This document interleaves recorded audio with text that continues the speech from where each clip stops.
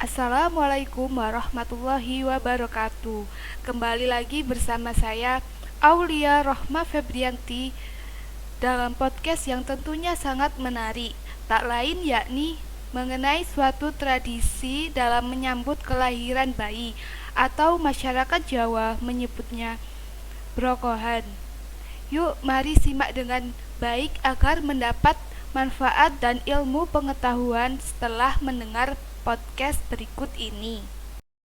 Manusia dan kebudayaan pada dasarnya merupakan suatu kesatuan yang sangat erat, sehingga tidak dapat dipisahkan. Tidak ada kebudayaan jika tidak ada pendukungnya, yaitu manusia. Maka kebudayaan harus diteruskan kepada anak cucu serta keturunan selanjutnya. Akan tetapi, kebudayaan itu tidak melalui garis tegak lurus ke bawah, bisa juga melalui garis mendatar, seperti kepada orang lain di sekitarnya.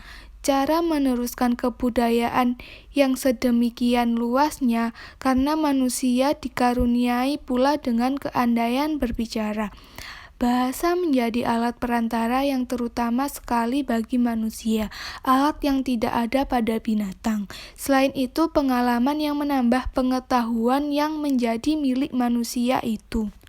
Pada perkembangan kebudayaan, masyarakat berlangsung secara terus-menerus. Oleh karena itu, muncul anggota baru yang dilahirkan di dalam masyarakat itu, kemudian dilatih, diajar, dan dididik untuk menjadi anggota masyarakat itu juga. Selama pergantian berlangsung, selama masyarakat masih tetap ada sebagai pendukungnya, selama itu pula kebudayaan terus berlangsung. Perubahan masyarakat selalu diikuti oleh perubahan kebudayaan. Begitu sebaliknya, kebudayaan mengalami perubahan di dalam masyarakat. Perkembangan satu senantiasa disertai dengan perkembangan yang lainnya. Keduanya selalu bersama-sama dalam perjalanan dari masa ke masa. Siklus kehidupan masyarakat Jawa penuh dengan nilai-nilai dan norma-norma kehidupan yang tumbuh secara turun-temurun. Nilai dan norma tersebut adalah untuk mencari keseimbangan dalam tatanan kehidupan. Hal tersebut dibentuk sesuai dengan kebutuhan masyarakat setempat yang pada akhirnya membentuk adat istiadat. Dan adat istiadat diwujudkan dalam bentuk tata upacara adat. Tiap-tiap daerah mempunyai adat istiadat sendiri-sendiri sesuai dengan lingkungan setempat. Berbagai macam upacara adat yang terdapat di dalam suatu masyarakat pada umumnya dan masyarakat Jawa khususnya merupakan pencerminan bahwa semua perencanaan tindakan serta perbuatan sudah diatur oleh tatanan nilai dari para leluhur dan tata leluhur tersebut dikembangkan secara turun-temurun serta mengalami perubahan sesuai dengan tuntutan zaman. Oleh karena itu, dapat dijelaskan bahwa tata nilai yang dipacarkan melalui upacara adat merupakan suatu manifestasi tata kehidupan masyarakat Jawa yang serba hati-hati. Agar dapat dalam melaksanakan pekerjaan mendapat keselamatan baik lahir maupun batin. Di Indonesia pun ada beberapa filosof yang menjelaskan tentang budaya dan adat istiadat. Awal manusia hidup adalah pada masa kandungan ibu. Pada masa itu kehidupan bayi dan ibu menjadi perhatian besar.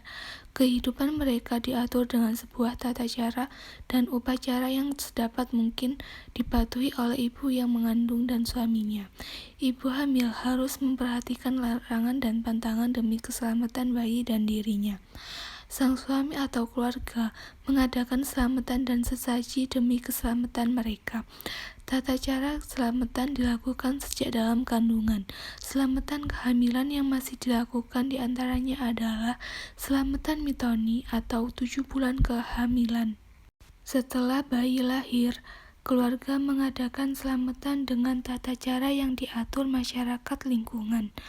Upacara selamatan tersebut seperti penguburan ari-ari, brokohan, atau selamatan pada hari pertama kelahiran, sepasaran atau selamatan hari kelima dan pemberian nama bayi, serta selapan atau selamatan pada hari ke-35 hari.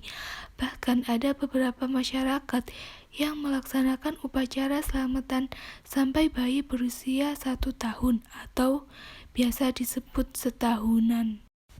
Menurut Saropa, selaku dukun bayi di Desa Jeruk Kui, Kecamatan Sukoharjo, Kabupaten Pasuruan, brokohan merupakan salah satu upacara kelahiran bayi yang diadakan oleh suku Jawa. Acara ini merupakan peringatan kelahiran bayi seseorang.